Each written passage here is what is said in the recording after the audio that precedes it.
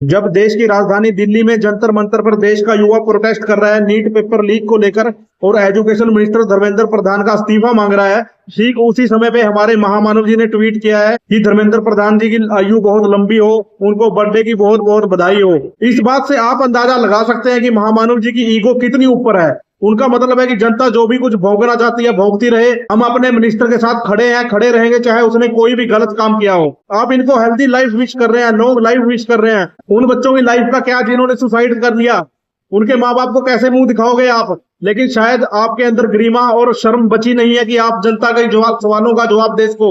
ये महामानव जी ने जनता को उनकी औकात दिखाई है कि अब हमें तुम्हारी जरूरत नहीं रही, अब हम इलेक्शन कमीशन को सेट करेंगे, ईवीएम को सेट करेंगे और चुनाव जीतते जाएंगे।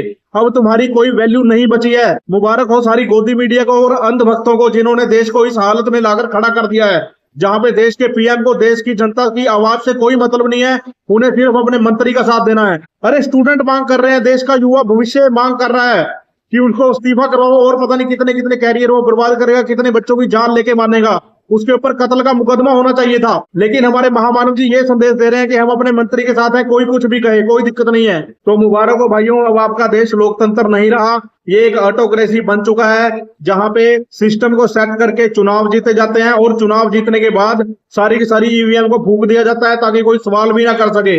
अब आपका देश उस स्टेज में पहुंच चुका है जहां पे नेता अपने आप को भगवान मानते हैं और जनता को कीड़े मकोड़े समझते हैं। उनकी आवाज को महत्व देना तो दूर, उनकी ईगो को देखिए, वो जनता को चिढ़ाने के लिए उसी मिनिस्टर को विश भी कर रहे हैं। वो चाहते तो वो इस चीज से बच सकते थे, अभी टाल सकते थे, अभी बर्थडे विश ना करते तो क्या हो जाता। लेकिन जो वहां पे लोग बैठे हैं उनके जख्मों पे नमक गिरने के लिए हमारे महामानव जी उनको बर्थडे विश कर रहे हैं, लॉन्ग लाइफ विश कर रहे हैं। और ऐसे ही सभी मामलों में साफ सीधी बात सुनने के लिए फॉलो जरूर करें।